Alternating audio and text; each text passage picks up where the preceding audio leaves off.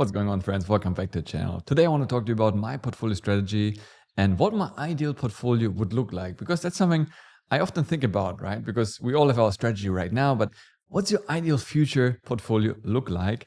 And I really thought about it, and I thought it would be interesting to kind of share it with you because, I like to do these videos to also keep myself accountable and go back one day and see how things change. Because most certainly portfolio strategies and investment strategies have changed over time for all of us, I suppose. I remember when I started back in the days, the first one was buying individual shares, right? Whatever I read online that I should be buying, I bought. And well, with some of them I made money, but with most of them I didn't. So learned my lesson there, went all the way to dividend investing, did some meme coin trading. So, we all got to try certain things. And then after a while, you see what kind of resonates with you, what works for you. I think that's very important because there's no one right answer for everyone. All of us are different. Some of you might be more risk tolerant, while others want to play it safe. And that's totally fine, right? If you're towards the end of your career, like why to risk all your money speculating on some crazy meme or altcoins? While if you're starting off your career and just starting to dabble around with investing, why not to try something a bit more risky, especially when you have less money to invest, right? So again, there's no black and white answers for everyone. So that's why I just wanted to have a casual chat with you guys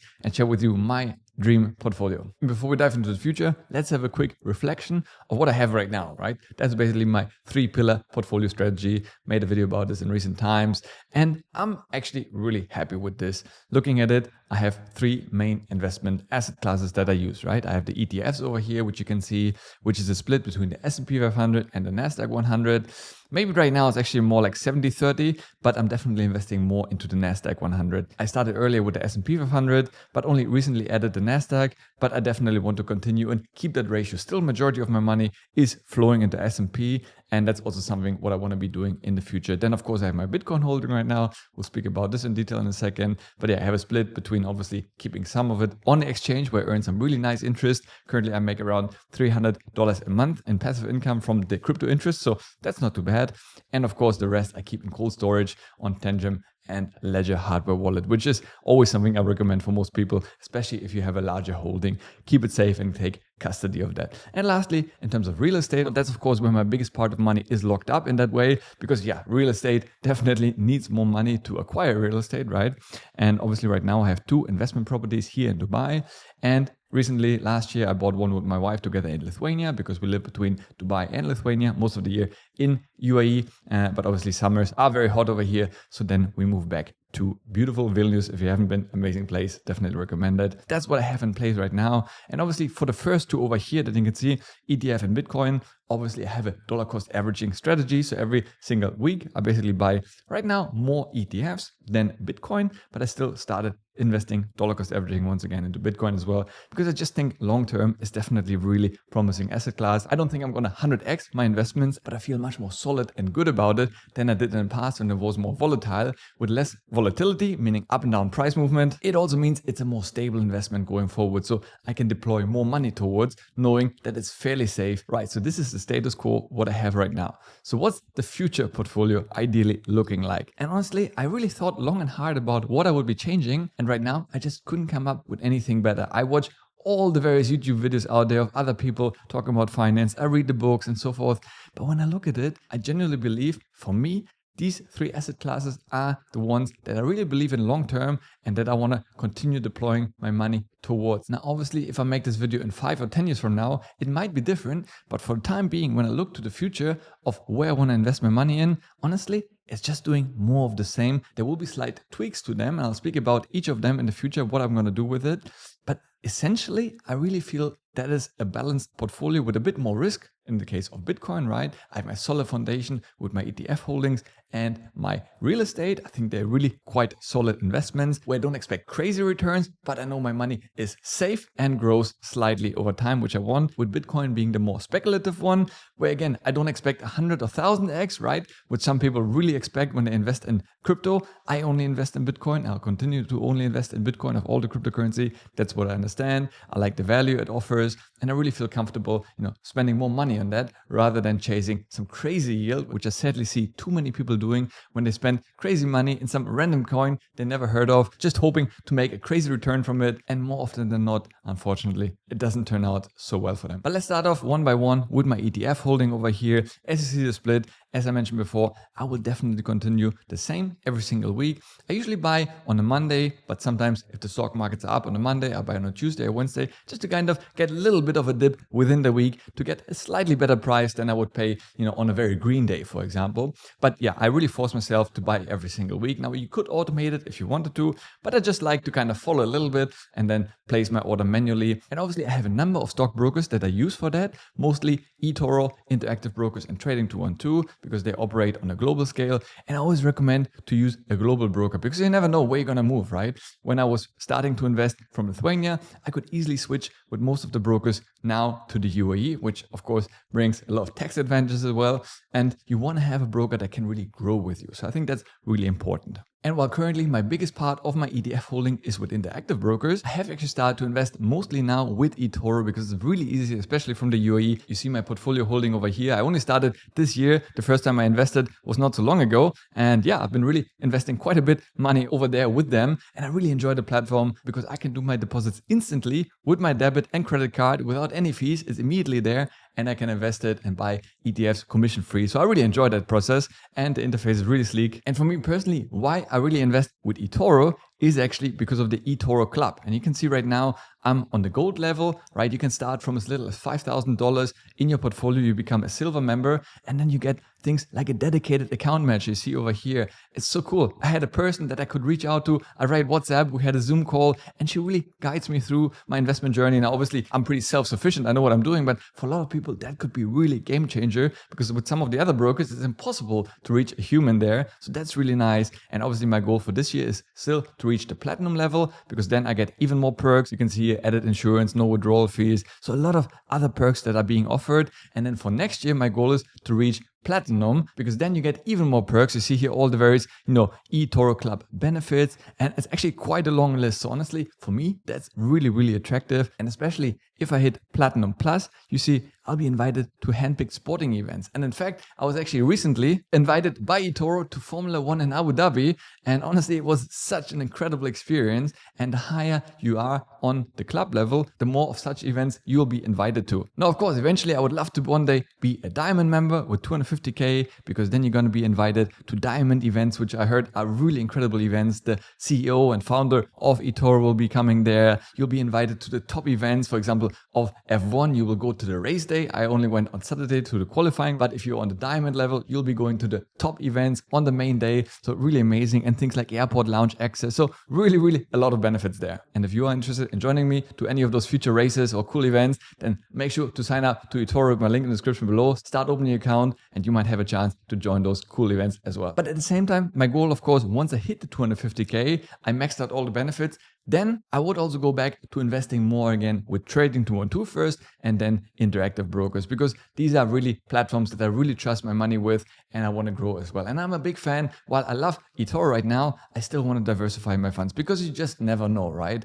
If one goes down, you still have backups. Obviously, you're going to get your money back eventually. Those shares will be moved to a new broker if they were to go bust, right? Which is highly unlikely, but just theoretically, it's always good to consider those cases. So you want to have backup brokers in place as well. The same how you probably have also multiple banks. I have multiple banks. I have multiple hardware wallets. I have multiple brokers, except when it comes to my marriage. My wife told me not to have multiple wives, but I respect that. But apart from that, I generally like to diversify my investments. And in terms of the ETF composition, I will also continue to buy, as you can see right now in my portfolio, more of the SPY5. I buy it in London in dollars. That's the distributing one. Some people ask me why distributing, why not accumulating. It's just a personal preference. I like the feeling of getting paid, but it's totally up to you unless there's any tax preference for one over the other in your country. I think it comes down to personal preference, and I just like the feeling of getting paid, even though the dividend is not that big, but still nice to have it. And then I just reinvest and buy more shares with it.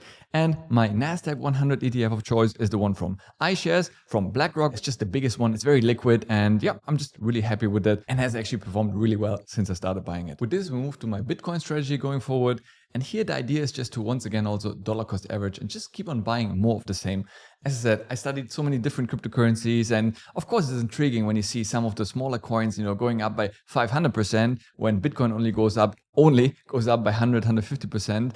But still, long term, I just really ask myself, and it's interesting, the longer I'm in the space, I really understand that yes, while obviously some of the smaller coins can outperform Bitcoin, and they have done, over the long term, many of them don't, right? So then it comes back to market timing. You want to buy early, sell early. Otherwise, it goes up crazy, but it also often drops a lot. So you lose out a lot. That happened to me when I did my little meme coin trading challenge. And you also have to ask yourself, right? While it's nice to get a 1000x return, if you put only small money, right? Because in a very risky asset, would you put major money? Probably not, right? You want to put small amount and maybe it goes to the moon. For me now, I really understand with Bitcoin, my money is fairly safe, right? Because there's so much adoption happening in the world. Potentially central banks are starting to take it into their reserves as well. I mean, it's just not going to disappear anymore, with BlackRock really being deeply involved in that, US president being very Bitcoin friendly, and just around the world, so much excitement. Even if we start seeing a slight dip, I think it's going to be quickly bought up, especially because it's so deflationary. There ever only going to be 21 million Bitcoin in circulation, and actually around 3 million or more are already lost. So technically we only have 80 million coins that people are fighting to get their hands on. So I think long term the price is only going to go up. So in my head I was thinking, if I was given 1 million right now, right, where would I deploy it? In which coin? Well, it would have to be Bitcoin, because I know that the money is really fairly stable, right? I mean, of course, there's no investment advice, and I know it could still drop a lot, right? Nothing is ever guaranteed in life, but I would feel really confident that eventually it will hit 1 million per Bitcoin. I have no doubt, right? Maybe it takes 10 years, maybe 15 years, but eventually, just looking at the math, how things are working out, I'm pretty sure I will get there. So yes, with that 1 million, I could put it into some crazy coin and make a crazy return from it. But I would be too scared because it could completely go to zero, right? There's a rug pull and you lose all the money. So in my eyes, I just feel much more confident deploying a larger amount of money into something more stable. The same with ETF, right? I don't invest into an individual company. Yeah, I could have a higher return if I would put all my money in Palantir, but at the same time, I wouldn't feel comfortable doing that. And instead, I want to diversify. And the same with Bitcoin. I feel it's almost like an index, right? Because it represents the crypto markets quite well. The markets generally follow the Bitcoin prices.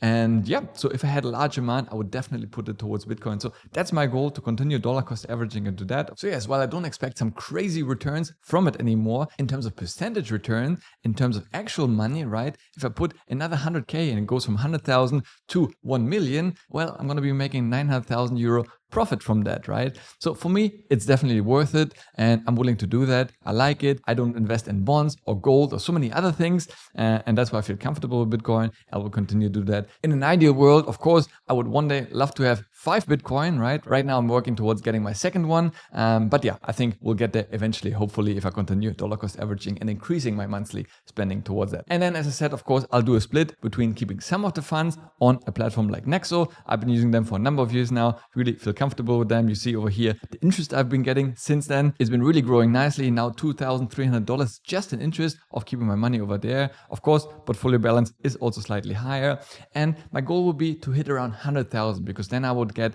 Nexo private, so there come a lot of other perks and benefits, but then anything on top of it, as I do already, keep the rest of my money of Bitcoin on Ledger hardware wallet as well as Tenjin wallet, just to diversify. Because if you go all in, right, just for the interest, that's great, but if they were to go bust and collapse, well, then you lose all your funds, right? So it's a high risk play over here. So that's why at most I would keep 100K just to become Nexo private. I think it offers some nice perks, because obviously I like to maximize the perks, and why not get the benefits from the platform if they offer them, and the rest I would then really keep in self-custody on my hardware wallets. And that brings me to the last part, which is real estate.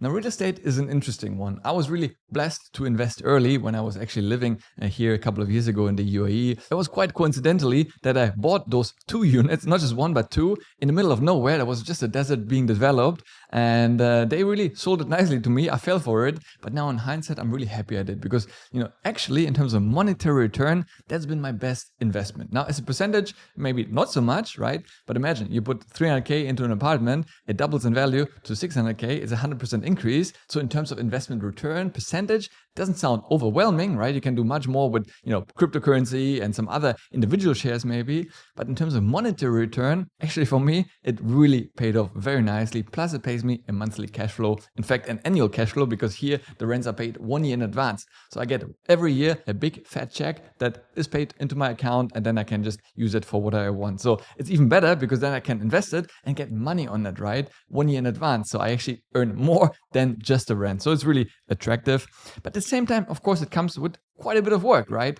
Now, I never wanted to deal with the tenants myself. Even when I was living abroad, of course, I needed someone looking after tenants. But even now, I'm literally living, a few minutes away from my unit, and I still have an agency handling that. Because honestly, I just can't be bothered if the tenant calls me in the evening, I need to fix my hot water or this or that, and I just can't be bothered. And now, obviously, I pay a little bit of money to the agency, but in my eyes, it's just worth the peace of mind. But of course, overall, there are a lot of costs involved here and there, maintenance, eventually need to renovate the place and so forth. So I really appreciate the place, and it did turn out to be really a great investment, to a point where I'm now considering even selling 1 or 2 of them, because now the prices are really at the peak. The question is, will it continue to grow? Will it not? The same with Bitcoin, right? If you sell now at 100K, great, sounds amazing number. But if it goes eventually to 1 million, you'll be sad that you sold so early. Same with the apartment, right? Do I keep them? Do I sell them? So for the time being, I'm probably still going to keep them another year just to see how the market's going. I still think we're quite early days in Dubai as the city grows and expands. I still think I'm going to see even more appreciation of those apartments.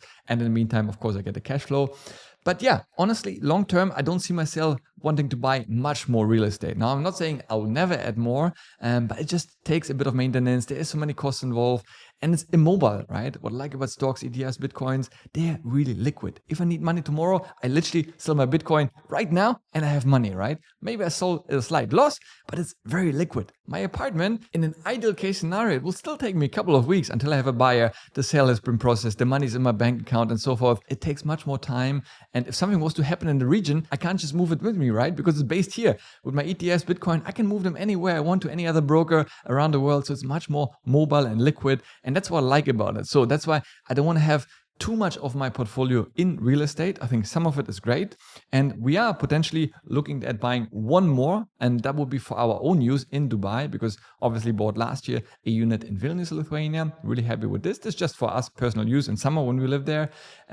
I have the 2 ones over here, the investment properties, and they also give me the golden visa. So in that case, I don't want to sell it, because if I was to sell them, eventually I would lose my golden visa status. So I think that brings a lot of benefits as well. So the next goal would be eventually to buy our own unit over here for us to live in, right? Because right now, what I get in rent, at the same time, it goes out to paying the rent in this place here, which is an amazing apartment. To buy right now, of course, would be really, really expensive. I mean, we're talking about 7 figures. So I think long term, that would be really the goal, to have our own property here as well, while keeping the rental ones. But in the past, I really had the dream of having many, many apartments.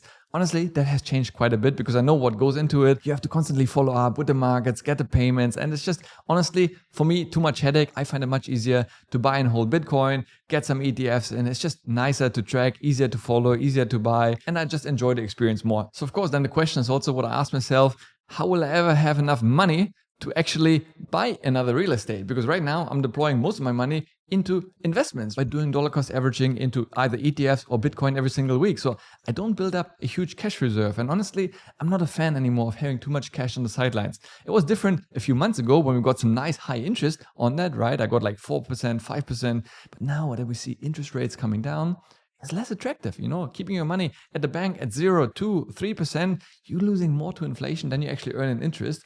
So I really keep a minimal cash emergency fund. In my case, it's probably only 2 months. Now, having said that, my monthly living expenses are quite high also. So having more than that, that would be a huge amount, I would say. I spend on average around 10,000 euros every single month as my base living expense here in Dubai. It's of course more expensive, and I'm spending, things on business and so forth. But yeah, 10,000, it is what it is. Luckily, I still have money to invest. So that's my goal. And of course, my ideal scenario would be to continue growing my income, that I invest 10K a month. I think that would be really cool. Of course, in the future, hopefully even more. But I think if you invest 10,000 a month, that'd be really awesome, right? You can really start building up sizable portfolio in the short and medium term. So that's my next goal, to get to that stage. But yeah, generally, I don't want to have too much cash on the sidelines, because I know worst case scenario, if I do have an emergency or what have you, I can just liquidate some of my ETFs or my Bitcoin, right? Yeah, it would be painful to do, but it's very liquid. I can easily sell it, right? If I was all in on real estate and then needed the money, well, I would be having a tough time because, as I said, to sell a real estate apartment, it will take you some time. Here, I can literally, with a click of a button, day or night, weekends, public holidays, Bitcoin, I can always sell. Do I want to sell it? No, but if I had to, I could. And that's really important to know. So then the question is, if we are planning to buy another apartment here in Dubai, obviously that will be quite pricey, right? Because now, hopefully, the family in the future will be growing and we need a bigger place.